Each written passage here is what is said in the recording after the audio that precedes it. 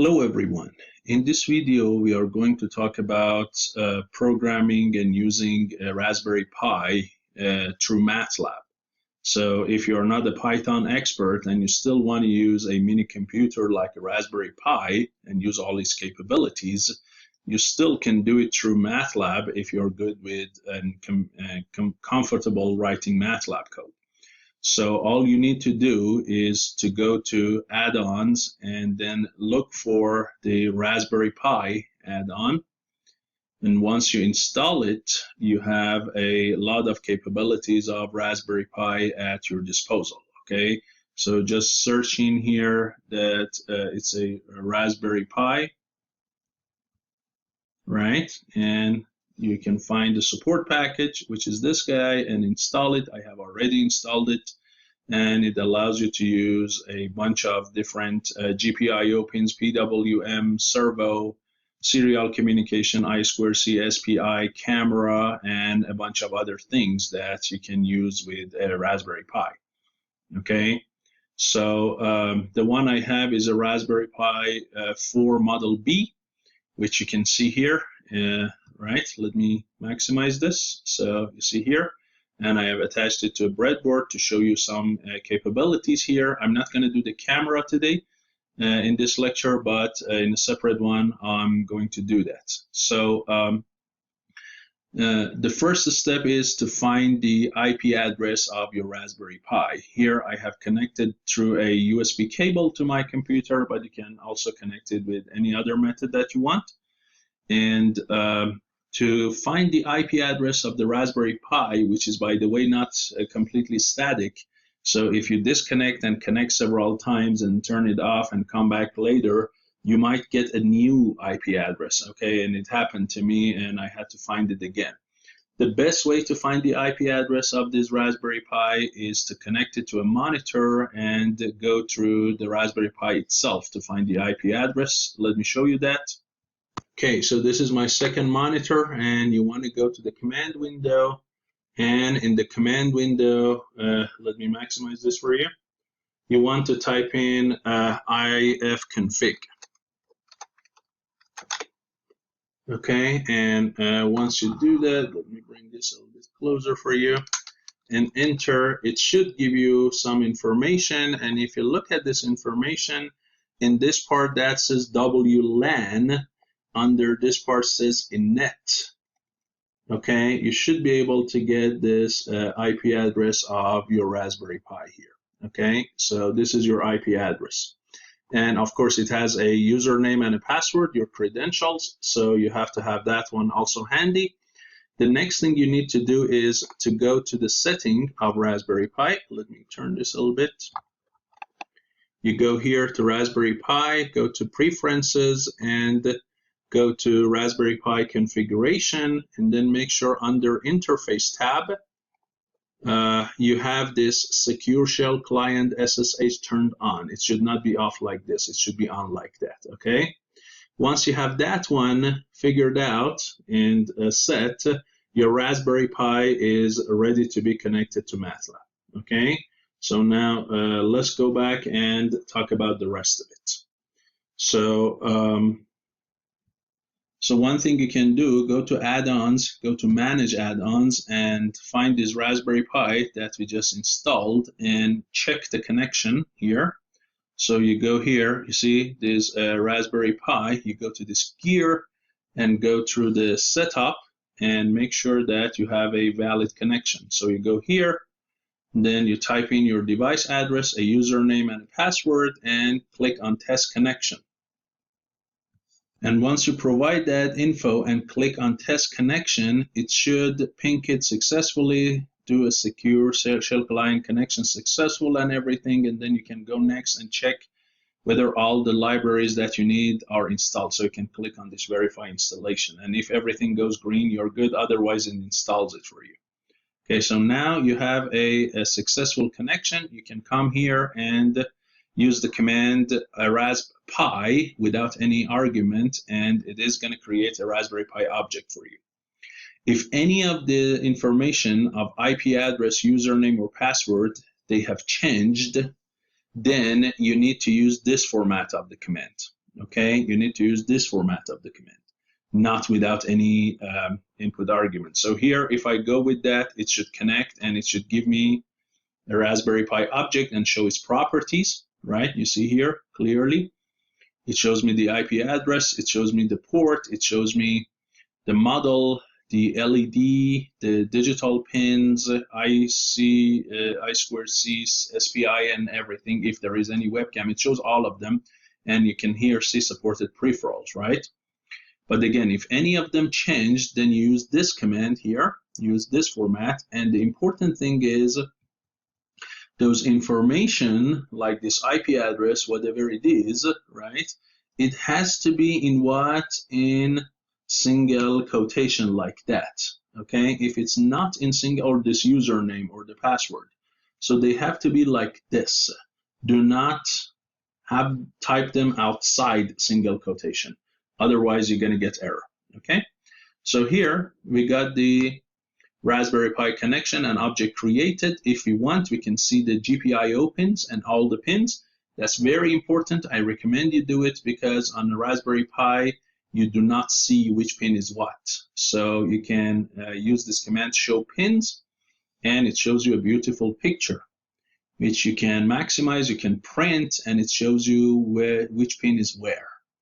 Okay, so this is very good for you. Okay, now let's look at a couple of functionalities here. So I'm gonna do a digital pin in and out. I'm gonna do PWM, and I'm gonna do a servo here for you. As I said, I'm not gonna do the camera in this video because that needs a separate video of its own. We're gonna do something with it. So here you can look at all your digital pins, right? If you run it, you see you have a ton of digital pins. You can use them as input or output. So here I'm gonna use configure pin command and make sure pin 24 is an output pin and pin 23 is an input pin. Okay, and why do I do that? Because in here I want to press a button, and when that button is pressed, this LED starts blinking 5 times. Okay, so pin 23 is going to be attached to one of the legs of this button and to read it, and pin 24 is going to go to a high voltage 5. And then the LED, one side of it is attached to the ground through a resistor, a pull-up resistor, and the other end of it is connected to pin 24, the digital output, which is going to send zeros and ones to turn it on and off. Okay, so you see here, I set up the pins, and then for 100 times, I'm going to read the press button, right? If you want, you can make it while 1, so it keeps reading it forever, but here we don't want to do it forever. So we read the digital pin using this command, pin 23, use the command read the digital pin. It gives us a 0 or 1. If it's 1, then 5 times, go ahead and use the command write digital pin at 24, 1, wait 50 milliseconds, then turn it off, wait another 50 milliseconds. Okay, yes? So this is the blinking operation, right? Per time that you press. So now I'm going to what? I'm going to run this portion of the code for you, and then we're going to maximize the picture and look at the LED. So here we go. The command is run. Let's maximize this window, and here I'm going to press on this button for you, right here. Look, 5 times. Again, here, right? Here. Okay? So this is what? This is a simple pin in, pin out digital. Another thing you can do is to use PWM. And here we configure pin 12 for PWM, which is one of the digital pins. And now that pin 12, there are several things you can do for PWM. You can change the frequency of it, you can change the voltage of it, you can change the duty cycle of it.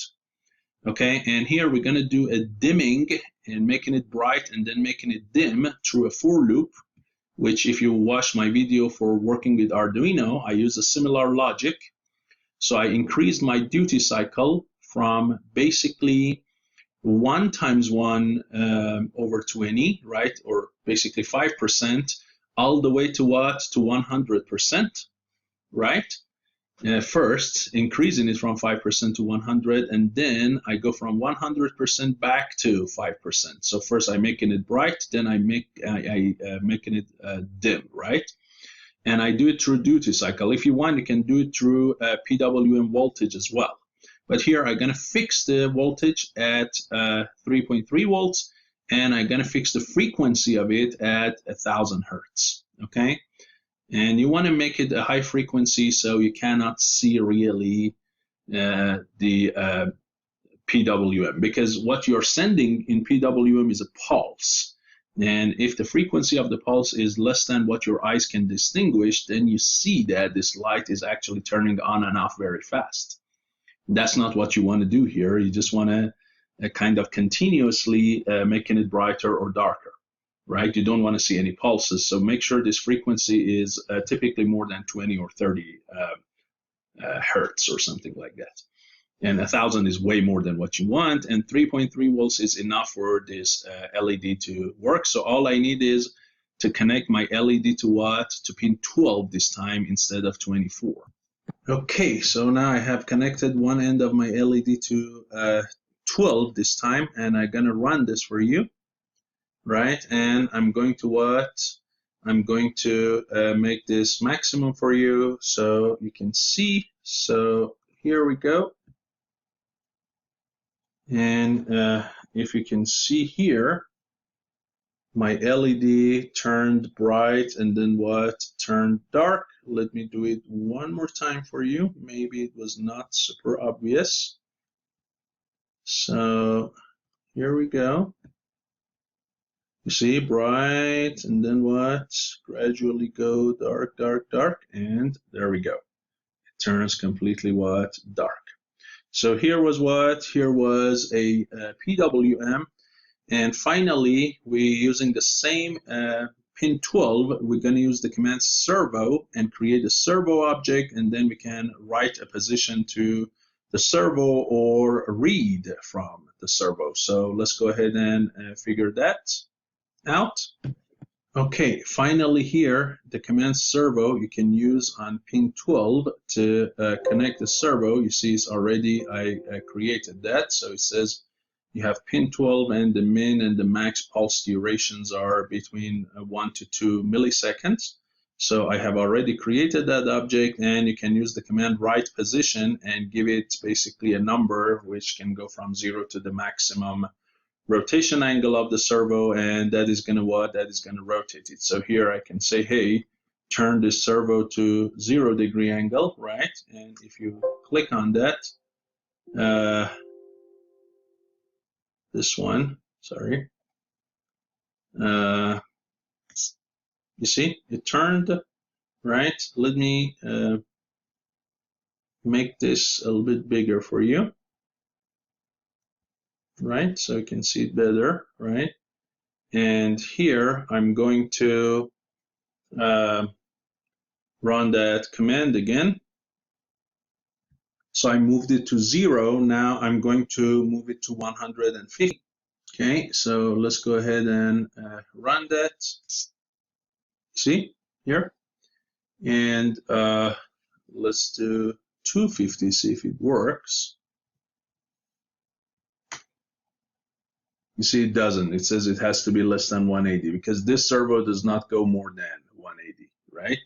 So here I go down, and it doesn't really look like it is doing all of its angle of rotation, but it does change.